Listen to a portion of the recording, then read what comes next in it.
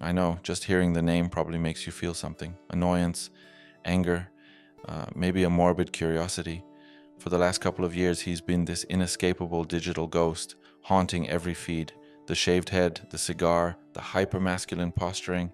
He became the poster boy for toxic masculinity, a global villain in a neat, algorithm-friendly package. And we did what we always do. We pointed, we shouted, we condemned. We demanded he be silenced, deplatformed. And when he was, we celebrated. A victory for decency. Problem solved. But I've been thinking about it. A lot. And I need to say something that I know is going to be uncomfortable.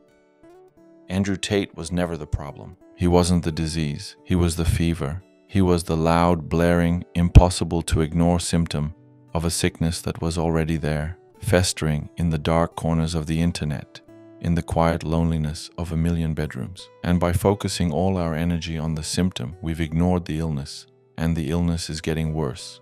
To understand what I mean, you have to look past the Bugattis and the misogyny for just a second. You have to ask a more fundamental question. Who was he talking to? He wasn't talking to the well-adjusted man with a solid group of friends, a loving partner, and a sense of purpose.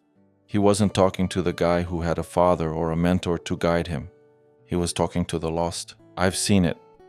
I've seen it in the comment sections, in the forums, in the eyes of younger cousins and friends' little brothers.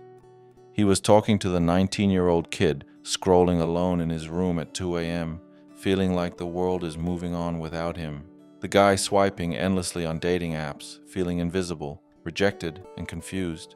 The young man looking at the economy, at the housing market, at the future, and seeing a brick wall. These aren't villains. They're just adrift. They feel a profound lack of agency in their own lives.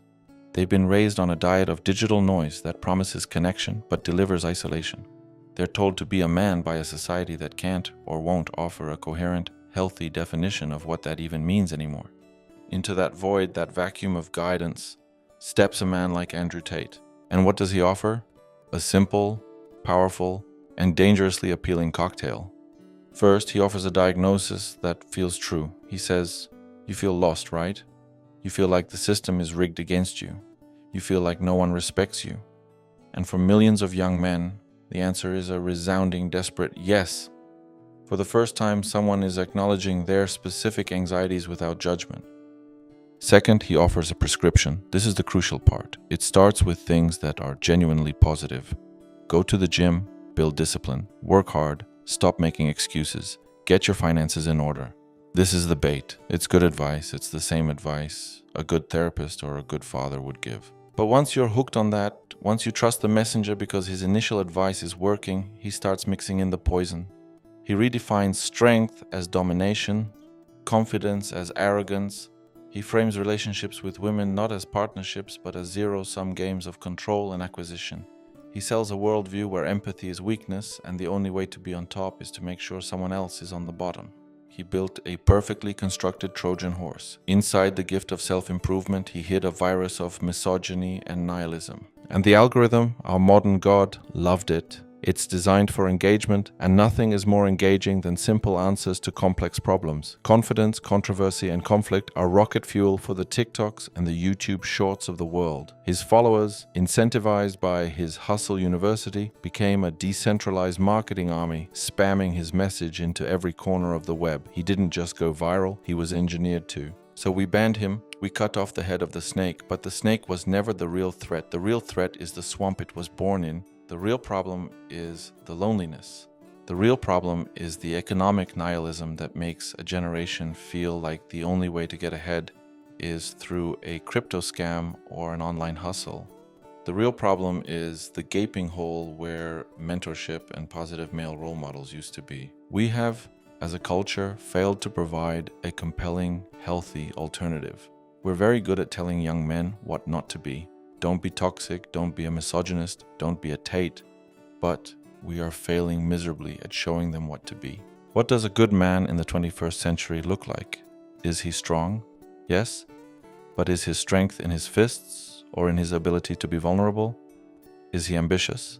Yes. But is his ambition for himself alone or for his community? How does he navigate love, sex, and partnership with respect and equality in a world of apps and alienation?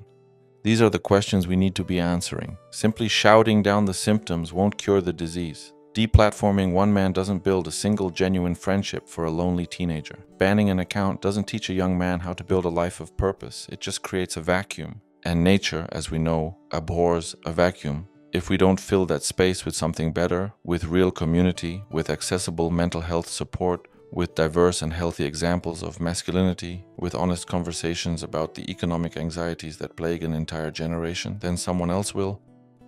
There is another Andrew Tate coming. Maybe he's already here. He might not smoke cigars or drive a Bugatti. He might be more subtle, more polished, more palatable, but he will find that same audience waiting in the dark, feeling lost, and he will offer them his own brand of poison. And we'll be right back where we started, pointing and shouting at the fever, while the patient gets sicker and sicker.